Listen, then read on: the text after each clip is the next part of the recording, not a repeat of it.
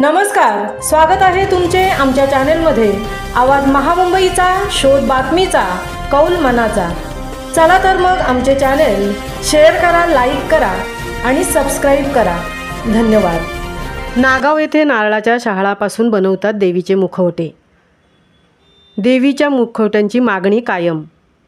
सोमवारपासून नवरात्रोत्सवाला सुरुवात होत असून या निमित्ताने सार्वजनिक तसेच घरगुती स्वरूपात घटस्थापनेसाठी उरण तालुक्यातील उरण नागावमधील गजानन विठ्ठल नाईक यांच्याकडील मागील 5 दशकांपासून नारळाच्या शहाळ्याचे देवीचे मुखवटे बनवण्याची परंपरा आहे। या मुखवट्यांना रायगड जिल्ह्यातील उरण, फुंडे, नवीन शेवा, डोंगरी, ठाणे, नवी मुंबईसह अलिबाग, पेण आणि पनवेल तालुक्यातील भाविकांकडून मागणी आहे। नवरात्रोत्सवाच्या 10 दिवस अगोदर हे मुखवटे तयार करण्यास सुरुवात केली जाते। बाजारात मिळणाऱ्या देवीच्या मुखवट्यांपेक्षा घरगुती पूजेसाठी नारळाच्या शहाळ्याची मागणी करण्यात येत आहे। यासाठी उरणमध्ये दरवर्षी अशा प्रकारचे मुखवटे बनवण्यात येतात। उरणच्या नागावमध्ये 2 ठिकाणी ही कला परंपरेने जपली जात आहे।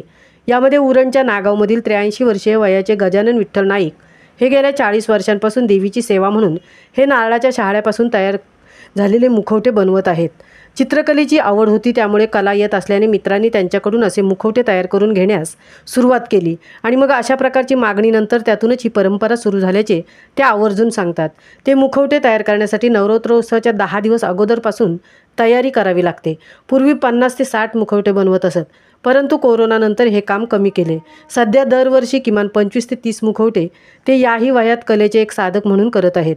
शहाळ्याबरोबरच धातूच्या मुखवट्यांना रंगकाम करण्याचे काम ते करतात। त्यासाठी कोणत्याही प्रकारचे दर ठरवण्यात आलेले नसून देवीचे भक्त कलेची जाण ठेवून जो मोबदला देतील तो ते घेत आहेत। त्यांची ही परंपरा पुढे नेण्याचे काम अशीच प्रकारची कलेची जाण व छंद असलेला नातू हर्षवर्धन पवार या नातवाकडे त्यांनी सोपवले आहे। या कामी नातू त्यांना मदत करीत आहे। त्यामुळे नवरात्रोत्सवासाठी शहाळ्याचे मुखवटे तयार केले जाणार असल्याचा आशावाद व्यक्त करण्यात येत आहे।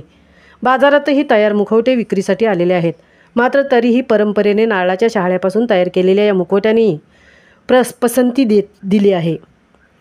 आवाज महामुंबईचा चॅनेलसाठी दिनेश पवार, सहतृप्ती भोईर, उरण। याची बाहेरची बाजू आहे ती संपूर्ण तासून घ्यावी लागते ती, आणि समोरचा भाग आहे हा संपूर्ण प्लेन करावा लागतो, सपाट व्यवस्थित। आणि त्याला पहिला एक हात सफेद राहावा लागतो, पुन्हा दुसरा हात लावावा लागतो, त्याच्यानंतर पॉलिश पेपर मारावा लागतो। पॉलिश पेपर मारून झाल्यानंतर त्याला बॉडी कलर हा लावावा लागतो। बॉडी कलर लावून झाल्यानंतर मग त्याच्यावर आखणी करायची असते। आखणी करून झाली की मग संपूर्ण त्याची पुन्हा एकदा त्याच्या ताब्यात ठेवून ते बघावं लागतं की बरोबर आहे की नाही, आणि जर बरोबर असेल तर मग तो फिनिश करायचा असतो।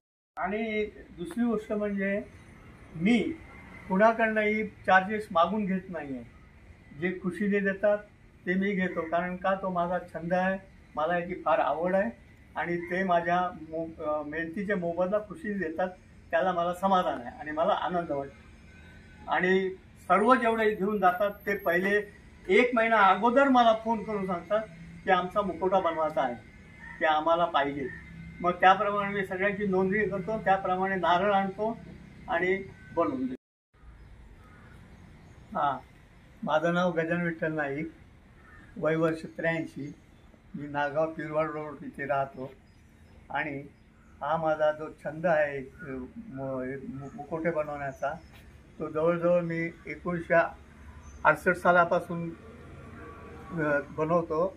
आणि प्रथम मी आमच्या घरचा एक मुखवटा बनवला त्या काळी, आणि नंतर मग एक 2 करत 1968 साली मी 10वीला होतो। त्यावेळेला मी हा माझा छंद लागला आणि हळूहळू मी हे सगळं बनवायला लागलो।